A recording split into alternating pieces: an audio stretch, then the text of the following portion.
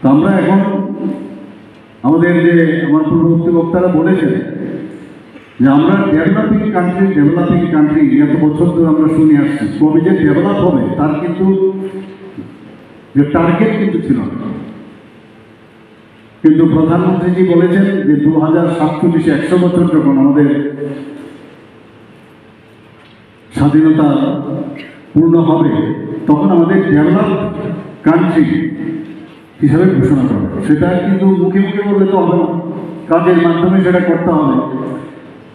তো সেটা করতে গেলে এই যে সার্বিক উন্নয়ন, আজকে বিশেষ করে মহিলাদের উন্নয়ন যদি না হয়, একটা 50% জনসংখ্যা, তাদের কথা এতদিন কেউ চিন্তা ভাবনা করে, আর 50% পুরুষদের তাদের যদি উন্নয়ন হয়, 50% যদি না হয় তাহলে কি করে হবে? এই যে টার্গেট যদি বেঁধে দিয়েছে, যেখানে 11তম স্থান আমাদের যে ভারতবর্ষের অর্থনৈতিক দিক দিয়ে 11তম স্থান ছিল, সেখান থেকে আজকে 5th পজিশনে চলে আসছে, এখন 5th থেকে 4th চলে আসছে, এবং আর বেশি দিন নেই যেখানে 3rd পজিশনে চলে আসবে। 2047 উনি কি বলছেন যে আমাদের 30+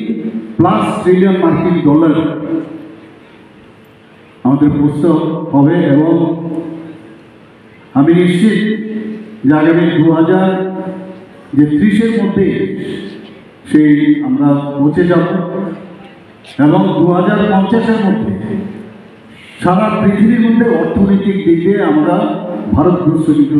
শ্রেষ্ঠ আসন, সেটা আমরা অবশ্যই আমরা, কারণ এই যে প্ল্যানিং করে করে কাজ হচ্ছে, লাখপতি দিদি এখন হচ্ছে, এবং সেটা কিন্তু একটা সাকসেস হয়েছে। যে টার্গেট উনি দিয়েছেন মাননীয় প্রধানমন্ত্রী, সেই টার্গেটের প্রায়